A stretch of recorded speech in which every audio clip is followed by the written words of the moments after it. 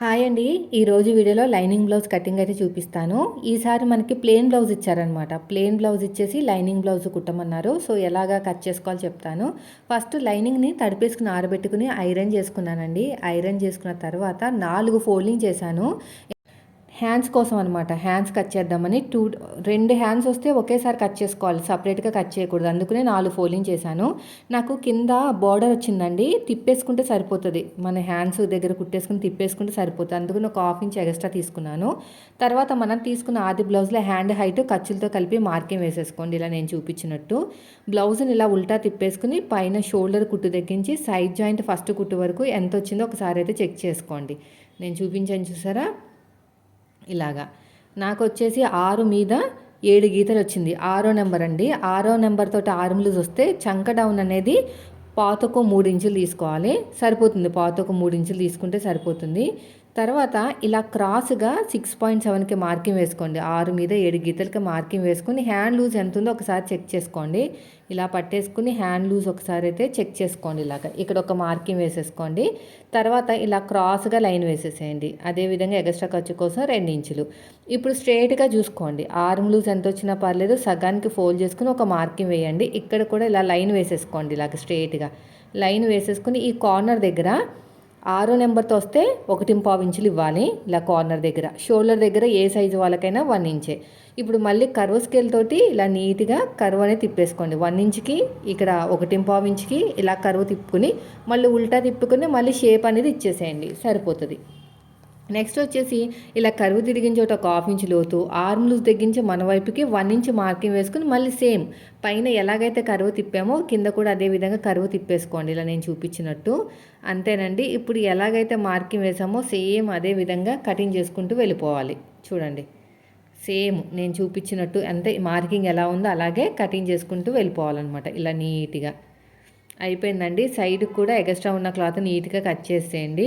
ఈ మిడిల్ ఒక చిన్న టక్ ఇచ్చేసేయండి. 2 లేయర్స్ని సపరేట్గా తీసేసుకుని లోత్ అనేది కట్ చేసుకోండి. లోత్ అనేది కట్ చేసుకోండి ఇలా నీట్గా. అంతేనండి. సో దీన్ని తీసేసి పక్కన పెట్టేద్దాము. ఇప్పుడు నెక్స్ట్ వచ్చేసి బ్యాక్ పార్ట్ కటింగ్ అండి. బ్యాక్ పార్ట్ కటింగ్ కోసం నేను ఫోల్డింగ్ అనేది నా వైపు పెట్టానమాట. ఇది వచ్చేసి మనకి ఫ్రంట్ ఓపెన్ అండి, బ్యాక్ అంతా కూడా క్లోజ్గా ఉంటుంది. అందుకని చెప్పేసి ఫోల్డింగ్ అనేది నా వైపుకు ఉంది. ఎల్ స్కేల్ తీసేసుకోండి. ఎల్ స్కేల్ తీసేసుకుని స్ట్రైట్గా ఫోల్డింగ్ అనేది మన వైపు పెట్టేసుకుని స్ట్రైట్గా లైన్ వేసేసేయండి. ఇక్కడ కూడా అంతే, స్ట్రైట్గా ఎక్స్ట్రా ఖర్చు కోసం 1/2 ఇంచ్ తీసుకోండి. ఇలాగా అంతే. ఎక్స్ట్రా ఉన్న క్లాత్ని మొత్తం కూడా నీట్గా కట్ చేసేయండి. ఇలా నేను చూపించినట్టు నీట్గా కట్ చేసుకోవాలి. సో ఇది కూడా అయిపోయింది. దీన్ని తీసి పక్కన పెట్టేద్దాము. నెక్స్ట్ వచ్చేసి ఆర్మ్ లూజ్కి 1 ఇంచ్ కప్పితే చెస్ట్ వస్తుందండి. డీప్ నెక్ బ్లౌజ్ అనమాట. 6 మీద 7 గీతలు, 1 ఇంచ్ కప్పితే 7 మీద 7 గీతలు. సో ఇది కూడా అయిపోయింది. ఇప్పుడు మనం తీసుకున్న ఆది బ్లౌజ్లో బ్యాక్ పార్ట్ హైట్ ఎంత ఉందో తెలియాలంటే వెనకాల డాట్స్ ఉంటాయి కదా, అక్కడ పట్టేసుకుని ఇలా పట్టేసుకుని స్ట్రైట్గా చూసుకోండి. ఇలాగా పైన ఖర్చులు కూడా పెట్టుకోండి. కింద ఖర్చులు పైన ఖర్చులు కంపల్సరీగా ఉండాలి. సో ఇలా మార్కింగ్ వేసుకుని నెక్ డీప్ ఎంత ఉందో ఒకసారి చెక్ చేసుకోండి. ఇలాగ పట్టేసుకుని ఎక్స్ట్రా ఖర్చు కోసం 1/2 ఇంచు మళ్ళీ స్కేల్ తీసేసుకుని స్ట్రైట్గా లైన్ వేసేసుకోండి. ఇక్కడ కూడా చెస్ట్ అనేది 7 మీద 7 గీతలు, ఎక్స్ట్రా ఖర్చు కోసం 2 ఇంచులు. ఒక బాక్స్ లాగా రెడీ చేసుకోండి. ఇలాగా నేను చూపించినట్టు ఇలాగా ఇక్కడ కూడా అంతే, ఒక బాక్స్ లాగా రెడీ చేసేసుకుని ఇప్పుడు వచ్చేసి నెక్ విడత వచ్చేసి 2 ఇంచులు తీసుకోవాలి. ఎక్స్ట్రా ఖర్చు కోసం 1/2 ఇంచు, కింద 2.5 ఇంచులు తీసుకోవాలి. చిన్న సైజు కదా అందుకుని 2 ఇంచులు, ఎక్స్ట్రా ఖర్చు కోసం 1/2 ఇంచు, కింద 2.5 ఇంచులు. 2.5 ఇంచులు తీసుకుని ఇలాగ స్ట్రైట్గా లైన్ వేసుకుని తర్వాత కర్వ్ స్కేల్ తోటి నీట్గా కర్వ్ అనేది తీసేసుకోండి. మనకి నార్మల్ కర్వ్ స్కేల్ ఉంటుంది కదా, నెక్ రౌండ్ అనేది బాగా వస్తుంది అనమాట. ఇలా కర్వ్ స్కేల్ తీసేసుకుని నీట్గా కర్వ్ అనేది తిప్పేసుకోండి. ఇలాగా దీంతోనే తీసుకోవచ్చు, లేదంటే ఇంకో ఇలా అయితే మనకి యూ షేప్ వస్తుందండి. లేదు మాకు మరి యూ షేప్ వద్దు, మామూలు రౌండ్ కావాలంటే ఇలా తీసుకోవచ్చు అనమాట. అలాగా ఓకేనా. ఇప్పుడు నెక్స్ట్ వచ్చేసి నెక్ రౌండ్ ఒకసారి చెక్ చేస్తాను, ఎందుకంటే చిన్న సైజ్ బ్లౌజ్ కదా, ఎక్కువ అయిపోయిందంటే వాళ్ళు ఒప్పుకోరనమాట. అందుకని చెప్పేసి నేను ఇలా సగానికి ఫోల్డ్ చేసుకుని ఒక మార్కింగ్ వేసుకుని నెక్ దగ్గర షోల్డర్ దగ్గర కావాల్సినంత ఖర్చు వదిలేసుకుని ఇలా నేను చూపిస్తాను చూడండి వీడియోలో. అలాగా ఇలా పట్టేసుకుని ఇలా నీట్గా రౌండ్గా చూసుకోవాలన్నమాట. ఇలాగా నాకు ఎక్కువ వచ్చింది అంటే 2.5 ఇంచులు కూడా ఎక్కువే, అంటే 2.5 తీసుకోవాలన్నమాట. 2.5 తీసుకుంటే సరిపోతుంది. 2.5కి మార్కింగ్ వేసాను ఇక్కడ.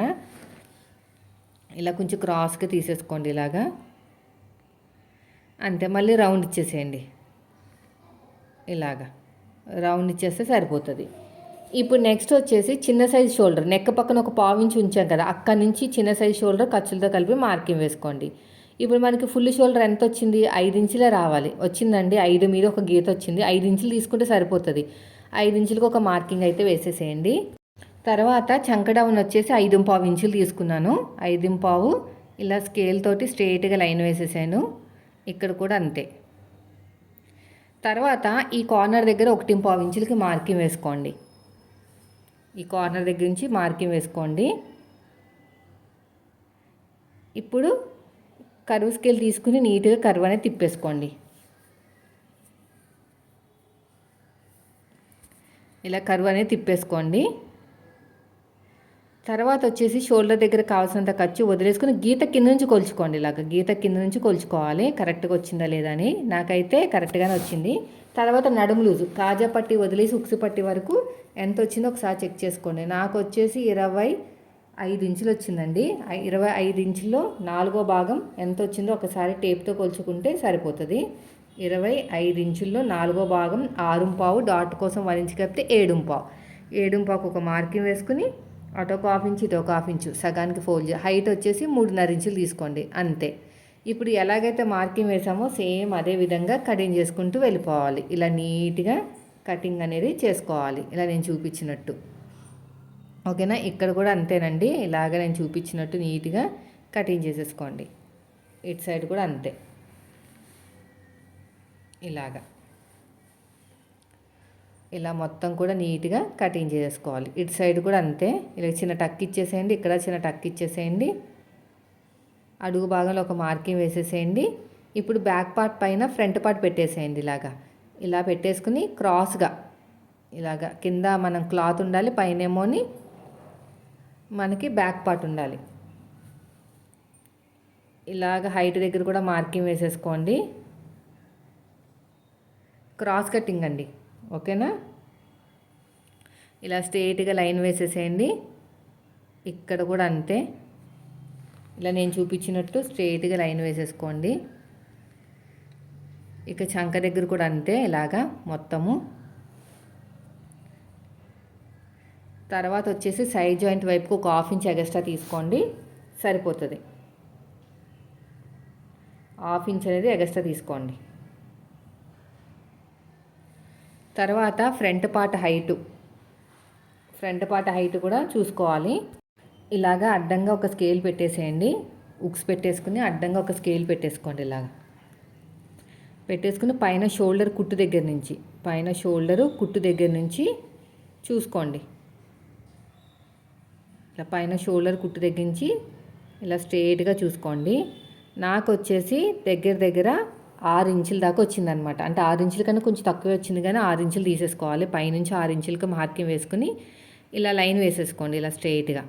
తర్వాత ఇక్కడ చంక దగ్గర ఒక 1/2 ఇంచు లోతు అయితే తీసుకోవాలి. ఇలాగా ఒక 1/2 ఇంచు లోతు అనేది ఎల్ షేప్ తీసుకుని అప్పుడు ఒక 1/2 ఇంచు లోతు అనేది తీసుకోవాలి. ఇక్కడ ఇలాగా ఇలా నీట్గా మార్కింగ్ వేసేసుకోండి. షోల్డర్ దగ్గర కావాల్సినంత ఖర్చు వదిలేసుకుని ఫ్రంట్ పార్ట్ హైట్ ఉల్టా తిప్పేసుకుని నెక్ కూడా కావాలంటే చెక్ చేసుకోవచ్చు, మీకు నెక్ రౌండ్ అనేది. ఫ్రంట్ పార్ట్ హైట్ చూపిస్తున్నాను. ఖర్చులతో కలిపి కింద షేప్ బెల్ట్ జాయిన్ చేయాలి కదా, ఖర్చులతో కలిపి తీసుకుందాము. పైన షోల్డర్ కుట్టు దగ్గర నుంచి ఇలా స్ట్రైట్గా చూసుకుంటే నాకు 10 మీద 7 గీతలు వచ్చింది. షోల్డర్ దగ్గర కావాల్సినంత ఖర్చు వదిలేసుకుని 10 మీద 7 గీతలు చూసారు కదా.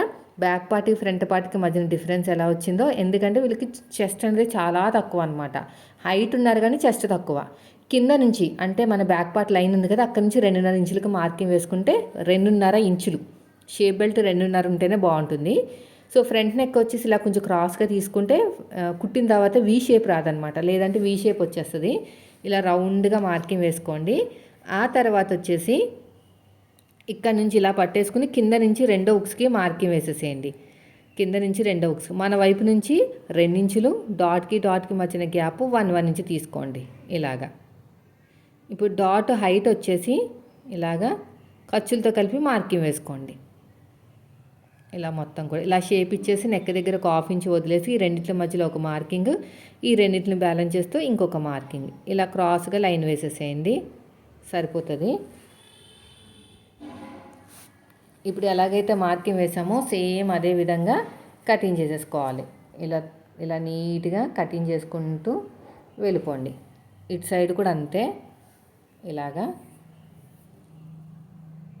ఇలా నీట్గా కటింగ్ చేసేసుకోవాలి నేను చూపించినట్టు. ఇలా మొత్తం కూడా అంతే. ఇలా నెక్ రౌండ్ కూడా అంతే,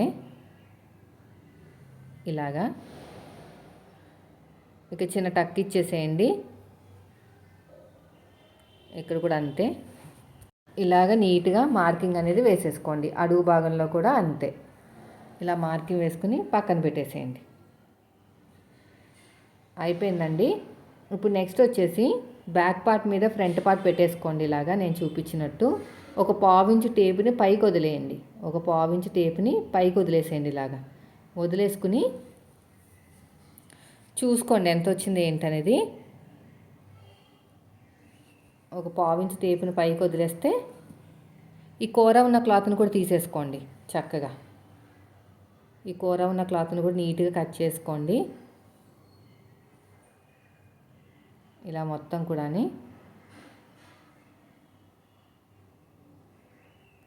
ఇప్పుడు ఈ మిగిలిన క్లాత్లో షేప్ బెల్ట్ కట్ చేసుకోవాలి. ఇలా షేప్ బెల్ట్ అనేది కట్ చేసుకోండి. ఇక స్ట్రెయిట్గా ఎగస్ట్రా ఉన్న క్లాత్ని కట్ చేసుకోండి. ఇక్కడ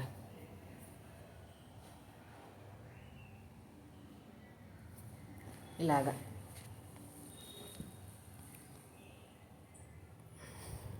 ఎగస్ట్రా ఉన్న క్లాత్ని ఇలా కట్ చేసుకోండి. ఇక్కడ 10 ఇంచులు, ఒక హాఫ్ ఇంచ్ టేప్ని పైకి వదిలేయండి. ఒక హాఫ్ ఇంచ్ టేప్ని పైకి వదిలేస్తే 3 ఇంచులు వచ్చింది. ఇక్కడ వచ్చేసి 2.5 ఇంచులు, సైడ్ కూడా 2.5, అంతే. ఇలా షేప్ ఇచ్చేస్తే సరిపోతుంది. ఇప్పుడు ఎలాగైతే మార్కింగ్ వేసామో సేమ్ అదే విధంగా కటింగ్ చేసుకుంటూ వెళ్ళిపోండి, ఇలా నేను చూపించినట్టు. ఇలా చక్కగా నీట్గా కటింగ్ చేసుకుంటూ వెళ్ళిపోవాలి. అయిపోయిందండి. ఇప్పుడు వచ్చేసి దీనిపైన ఇలాగా ఫ్రంట్ పార్ట్ అది దీనిపైన పెట్టేసుకుని ఎక్స్ట్రా ఉన్న క్లాత్ని అంతా కూడా కట్ చేసుకోండి. ఇలాగా ఇటు సైడ్ కూడా అంతే, ఇలా చక్కగా ఇటు సైడ్ కూడా అంతే. ఇక చిన్న టక్ ఇచ్చేద్దాం తర్వాత, అంటే మనకి అది ఉక్సు పట్టి వైపుకి వెళ్ళేది అని తెలియడానికి అనమాట. అంతేనండి, ఎంత సింపుల్గా అయిపోయిందో చూసారా. చిన్న సైజు బ్లౌజ్ అయినా భుజాలు జారకుండా ఎంత చక్కగా కట్ చేసుకోవచ్చో. ఒరిజినల్ క్లాత్ని నేను షార్ట్ వీడియోలో షేర్ చేస్తాను ఎలా కట్ చేసుకోవాలి ఏంటనేది. వీడియో నచ్చితే లైక్ చేయండి. Thank you for watching.